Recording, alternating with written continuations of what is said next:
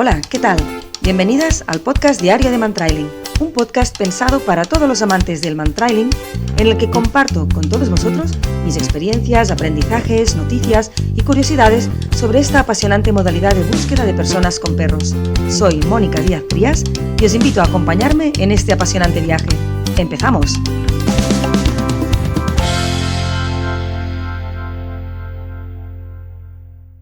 Hola, ¿qué tal? Aquí estamos de nuevo con otro episodio del podcast diario de Mantrailing. Esta vez vamos a hablar de un tema que me apasiona, el entrenamiento por componentes.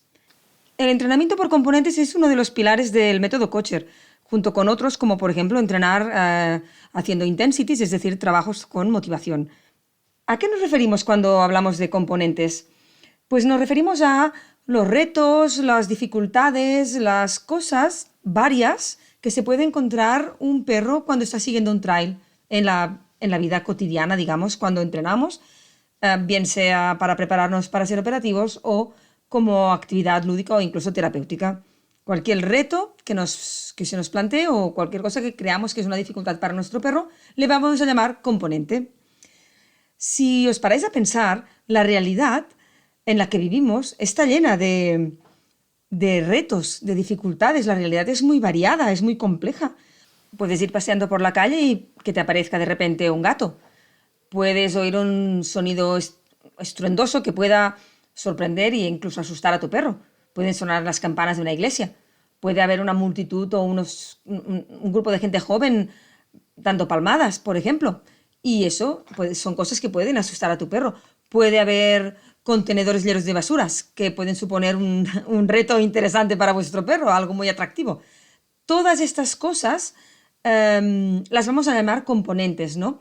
Y vamos a entrenarlas a propósito, digamos. No vamos a simplemente pretender que nuestro perro, cuando se encuentre con estas situaciones, que las que he puesto son pequeños ejemplos, hay infinidad, ya lo veréis, pues que sea capaz de afrontarlas, es decir, de seguir el trail, dándose cuenta, por supuesto, pero minimizándolas, dejándoles de dar la importancia que a lo mejor tendrían en otros momentos, ¿no? Si no las hubiéramos entrenado.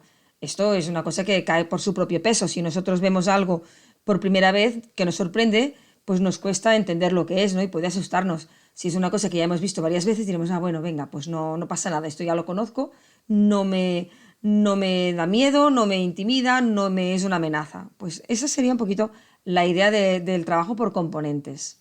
Como os podéis imaginar, el superar obstáculos, este entrenamiento por componentes, tiene multitud de beneficios para nuestros perros de mantrailing. Primero, porque superar estos obstáculos le va a hacer mentalmente muy fuerte y le va a hacer sentirse capaz de superar estos retos y cualquier reto que se le ponga por delante durante un trail. Va a aumentarle mucho la autoestima, porque claro, un perro que se siente capaz es un perro con una elevada autoestima, ¿no? Además, como lo vamos a hacer de una manera amable con el perro, también va a fortalecer nuestro binomio, porque ya lo veréis, nosotros vamos a ayudar a nuestro perro a superar el obstáculo las primeras veces que se le presenta. No podemos pretender que lo haga todo él solo, especialmente cuando hablamos de perros que están haciendo mantrailing a nivel terapéutico, que tienen quizás un poco de inseguridades, algunos miedos, etcétera, etcétera. Necesitan, sin duda, nuestra ayuda. Y otro beneficio, además muy interesante, es que este tipo de entrenamiento nos va a ayudar mucho a aprender a conocer mejor a nuestro perro, cómo se enfrenta a las dificultades, si nos pide ayuda, si no nos pide ayuda, y vamos a aprender también a leer su lenguaje corporal y a fomentar un poquito esta comunicación bidireccional, ¿no? Porque habrá algunos componentes en los que el perro nos va a tener que decir con un marcaje pues, que tiene algún problema para seguir el trail, por ejemplo, y nosotros vamos a aprender a leer todo este comportamiento, ¿no? Y bueno, para las personas que tenemos perro y que nos gusta hacer actividades con ellos y que nos gusta realmente conocer a nuestro perro, pues esto es una manera excelente de poder hacerlo. Y la verdad es que aparte de tener estos beneficios que acabo de comentar, el hecho de entrenar por componentes es divertidísimo. Hace que cualquier trail sea interesante para el perro, ¿no? Porque cuando van a hacer un trail nunca saben lo que se van a encontrar, pero saben que siempre van a tener éxito. Es decir, que yo me imagino en la cabeza del perro decir, ostras, me encanta este juego, me gusta hacerlo, siempre tengo éxito, me ponen dificultades, pero las puedo superar, etcétera, etcétera, ¿no? Entonces, esta es un poquito la mentalidad que buscamos en el perro de mantrailing, no solamente a nivel terapéutico, sino también a nivel profesional. Queremos perros que se sientan capaces de enfrentarse a lo que tengan que enfrentarse en un trail, porque la persona que está preparando a su perro para ser operativo tiene que tener en cuenta que la van a llamar en cualquier hora del día, en cualquier estación del año, en cualquier momento, y su perro va a tener que dar el 100% de sí mismo, su perro y él mismo, el guía canino, por supuesto. Pero, o sea, tenemos que tener en cuenta eso, que la realidad es compleja a veces y tenemos que preparar a nuestro perro para ser capaz de enfrentarse a la realidad, además con alegría, ¿no? Con esas ganas de conseguir sus objetivos. Pero es que esto no es solamente una manera divertida de entrenar a nuestro perro, sino que además es una manera de entrenar que facilita el aprendizaje del perro y la interiorización de conceptos y de experiencias. De hecho, esta manera de entrenar encaja muchísimo con lo que hoy en día en el entrenamiento canino moderno le llamamos splitting, ¿no? Se hace en inglés la comparativa entre splitting y lumping, que son dos palabras en inglés que realmente ahora no se me ocurre cómo traducirlas, pero bueno, splitting significa como dividir, ¿no? Y consiste en dividir un comportamiento complejo en pequeños comportamientos que luego se van a unir en uno solo. Por ejemplo, imaginaros cuando estamos entrenando a nuestro perro para que nos traiga el apport. Entonces, pues yo no soy una experta en esto, ¿eh?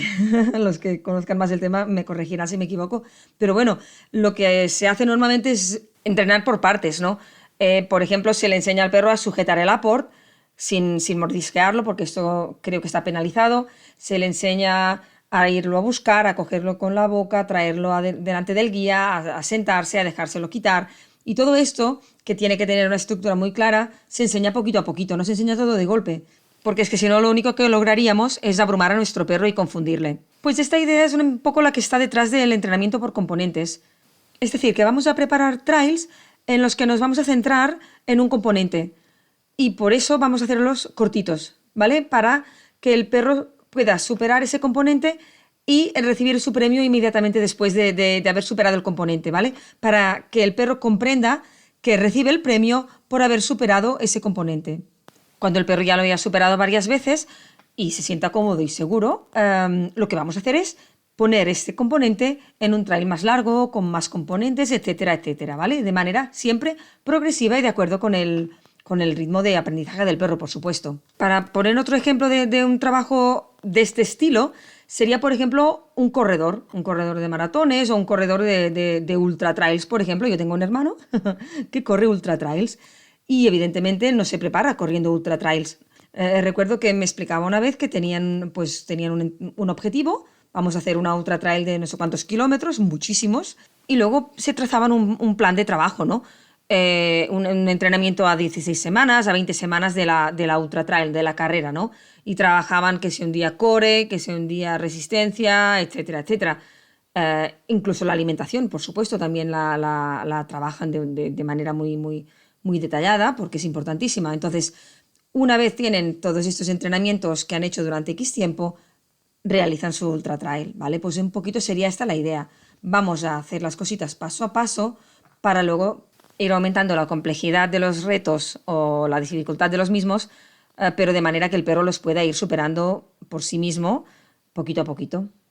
Vale, pues vamos a ver un poquito cómo se enfoca de manera más práctica este tipo de entrenamiento. Antes de nada, deciros que el reto, la dificultad, el componente puede estar al principio del trail, durante el trail y al final del trail, ¿vale? Esto es importante tenerlo en cuenta. Por ejemplo, al principio del trail puede ser pues el tomar el olor con un target pues del asiento de un coche. Entonces, este es el componente, que el perro comprenda que donde yo pongo la mano y le digo huele, aquí está el olor, que el olor que tendrá que seguir, ¿vale? Entonces, el trail al principio lo haré muy cortito, para que cuando el perro yo vea que ha comprendido y ha cogido el trail del figurante, se encuentra el figurante enseguida, ¿vale? Esta es un poco la idea.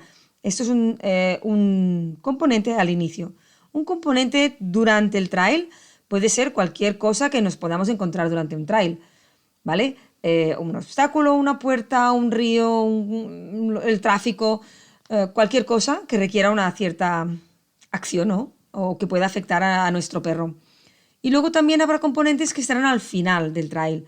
Por ejemplo, pues cuando el figurante se esconde arriba de un árbol para que el perro aprenda a levantar la cabeza porque el olor a veces puede venir de arriba o de abajo si el figurante, por ejemplo, se tumba en el suelo o medio escondido para enseñarle al perro que también el figurante puede estar caído debajo de algún sitio, etcétera, etcétera. Entonces ese componente está al final, ¿vale? Entonces tengamos esto en cuenta porque también la planificación del trail va a depender de dónde está nuestro componente, ¿no? Evidentemente si son componentes tipo la meteorología, tipo esto, pues están en todo el trail, ¿no? Al inicio, durante y al final, ¿vale? Entonces esto es importante que lo tengamos en cuenta. Y luego, también otra cosa muy importante, hay componentes que simplemente requieren por nuestra parte pues la observación, ¿no? Verlos, ¿no? Y aprender cómo los gestiona nuestro perro. Por ejemplo, la lluvia. Si al perro no le gusta la lluvia, pues a ver cómo resuelve y cómo trabaja con lluvia. Igual trabaja lentamente. O con nieve, igual trabaja lentamente porque hay nieve. O un entorno urbano, pues que el perro le abruma un poco. También, pues eso simplemente requiere observación, ser conscientes por nuestra parte de que eso es un reto para nuestro perro y ver cómo lo gestiona, ¿no? Y hay otros componentes que no solamente requieren observación, sino que requieren una acción por parte nuestra. Por ejemplo, si el perro durante el trail se encuentra, bueno, no lo sé, una calle llena de tráfico, pues habrá que pararle, ¿no? Para que no le atropellen. Pues observamos el componente del tráfico, que a lo mejor distrae al perro o causa problemas, y nosotros le tenemos que parar. Otra cosa que puede pasar, por ejemplo, pues no lo sé, un obstáculo, una zanja que el perro no pueda saltar, una puerta que el perro deba cruzar porque el figurante ha ido por allí. Pues este es un componente que va a requerir una acción por parte nuestra, ¿no? Es decir, que vamos a tener que hacer algo para ayudar a nuestro perro a superar ese componente o esa dificultad. Y una cosa muy importante ahora que hablo de esto, ayudar a nuestro perro durante la fase de aprendizaje no es debilitarle, ¿vale? Hay mucha gente que piensa que ayudando le hacemos débil al perro o le hacemos dependiente de nosotros y nada más lejos de la realidad. No podemos pretender que el perro, si está aprendiendo, ya sepa hacer las cosas, ¿no? Es que no tiene ninguna lógica. El perro, por ejemplo, de agility, se le enseña a superar los obstáculos y luego se espera de él que sea capaz de superarlos. Pero primero se le tiene que enseñar a superarlos y cómo superarlos, ¿vale? Entonces, fijaros es que a veces me da un poco de rabia que parece que si ayudamos a nuestro perro en mantrailing le estamos haciendo débil y estamos influyendo en nuestro perro. Y nada más lejos de la realidad.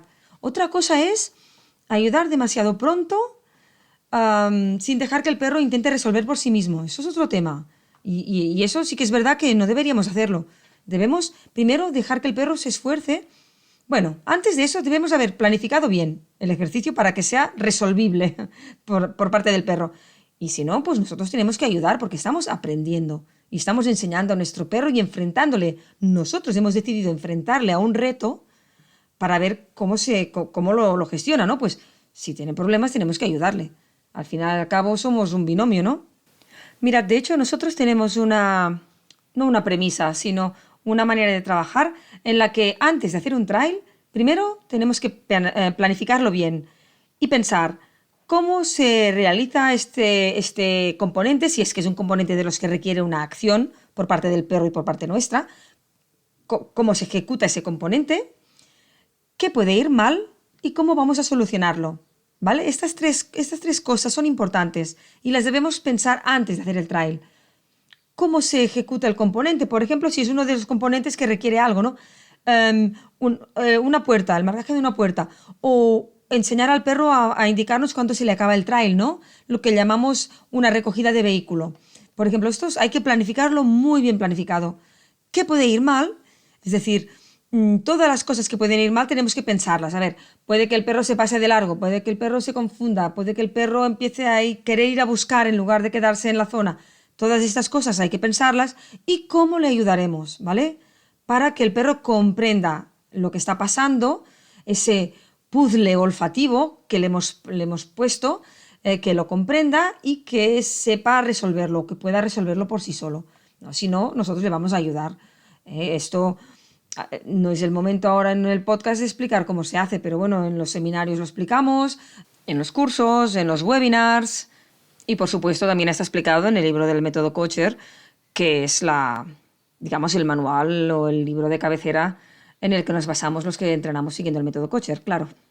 Pues nada, antes de finalizar este episodio, comentaros solamente una cosa. Cuando entrenamos por componentes, también es muy importante que hagamos trails conocidos. La primera vez o las primeras veces que hacemos un componente, necesitamos saber el trail, necesitamos ser conscientes del componente, tanto de los que son tipo de observación simplemente como la meteorología, por ejemplo, o si es un marcaje de una puerta, si es la toma de olor de un asiento, como si es el figurante escondido en una altura, como si no hay figurante al final del trail. Es importante que lo conozcamos para aprender a leer el comportamiento de nuestro perro, para ver cómo se comporta, ¿no? Aparte de si hay que ayudarle en las primeras fases de la formación, pero es importante que sepamos el trail. Más adelante ya haremos trails ciegos para ver si sabemos leer a nuestro perro en todas las circunstancias, ¿vale? Entonces haremos un trail ciego, le pediremos a alguien que nos lo monte y no sabremos lo que hay. Y puede haber cualquier cosa, puede haber una altura, puede ser un marcaje en bajo, puede ser un final de trail o lo que sea, y nosotros no lo sabremos, ¿vale? Y tendremos que saber leer a nuestro perro. Pero saber leer a nuestro perro tenemos que hacerlo en trails conocidos, ¿vale? De este tema ya hablamos en el capítulo 4, si no me equivoco, cuando hablábamos de trails ciegos, conocidos, dobles ciegos, etcétera, etcétera. Es decir, que una cosa importante en el método Kocher es diferenciar esto, ¿no? Trails ciegos para ponernos a prueba, pero importantísimos trails conocidos para aprender cómo se comporta nuestro perro y aprender a leerle, ¿vale? No hay otra manera de hacerlo. Pues nada, espero que os haya gustado este capítulo y que os animéis a ver la vida de otra manera, llena de retos y componentes interesantes por todas partes. Al menos eso es lo que me pasa a mí, que voy viendo cosas y digo, uy, componente. Que además es otra manera de ver las cosas, porque si tú ves las cosas como una dificultad, ya tienen una connotación más negativa, pero si las tomas como un componente, ya tienen, o componente o un reto, ya tienen otra connotación, ¿no? Como de ganas de superar, ¿no? Pues eso es un poquito lo que me gustaría que aplicarais o implementarais en vuestros entrenamientos. Además, que va a ser muy útil para llenar la cabeza de vuestro perro de experiencias, y cuantas más experiencias tenga en su cabeza o en su mochila de aprendizajes, mejor, porque más preparado está para enfrentarse a los siguientes retos que le traiga la vida o que le preparemos nosotros en nuestros siguientes trails. Pues nada más, espero que os haya gustado y que disfrutéis del entrenamiento por componentes. Nos vemos o escuchamos en el siguiente episodio. ¡Hasta luego!